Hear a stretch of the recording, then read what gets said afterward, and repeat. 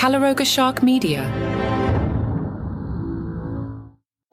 From Washington, D.C., where the world's greatest stock pickers live, this is Ballot. That's right, and Trump has a plan to make me have to work this weekend. Thanks, T-Man. Hi, I'm Patrick Gutfield with news from the world of political musical chairs.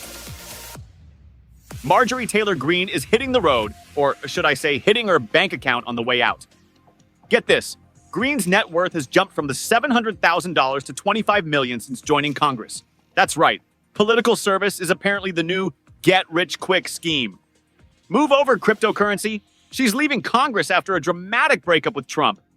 He called her wacky and a lunatic, which in political speak is basically a term of endearment.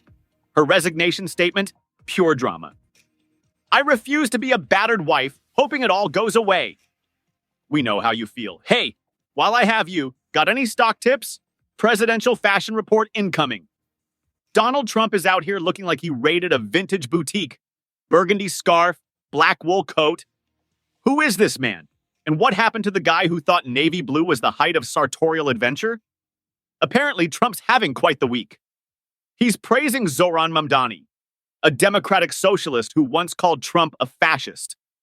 Trump's now talking about helping Mamdani make New York great again. This is like watching a reality show where the contestants keep switching alliances. One minute you're calling for someone's arrest, the next you're offering to help them. American politics? It's basically Survivor with more expensive suits. Trump jumped back on Truth Social last night, and this time he's taking on the Supreme Court and the New York Giants. Because apparently those two things are equally important in the world of presidential priorities. Trump's latest target, tariffs. He's warning the Supreme Court that if they strike down his trade policies, we'll basically become an economic wasteland. His economic strategy? Sounds like he learned international trade from a Monopoly board game. Get this. A Goldman Sachs report shows consumers are paying 55% of these tariffs. But Trump insists other countries are paying. It's like watching someone argue with math and winning somehow. And here's the real comedy. Trump went from a midnight rant about international trade to complaining about the New York Giants football strategy at 5:30 in the morning. Because when you're president, why not critique football play calls between geopolitical tweets? Trump took to Truth Social with all the restraint of a sports radio caller. Why did the New York football Giants not kick that field goal? Because clearly, when you're running a country, football strategy is your top priority. Jameis Winston overthrew a pass, the Lions scored, and Trump's response? Pure, unadulterated presidential Monday morning quarterbacking.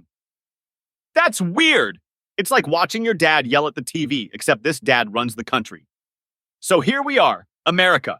A president who can go from international trade policy to football critique faster than Jameis Winston can overthrow a pass.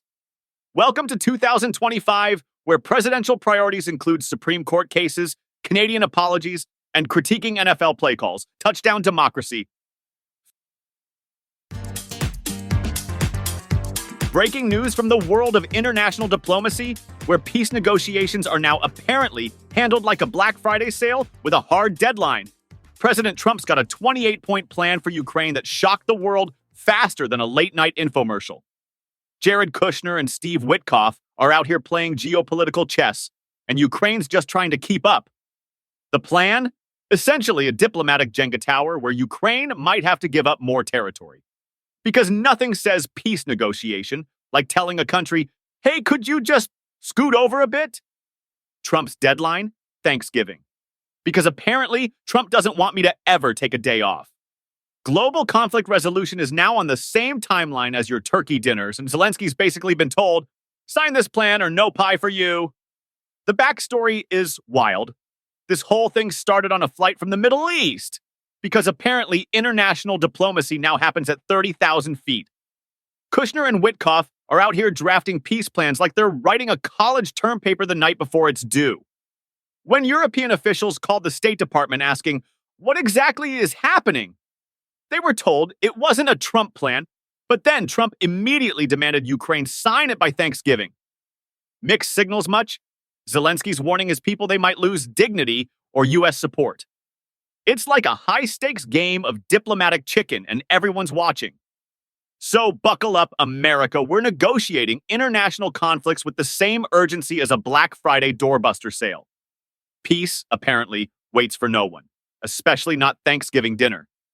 Portions of today's program were made with the help of AI.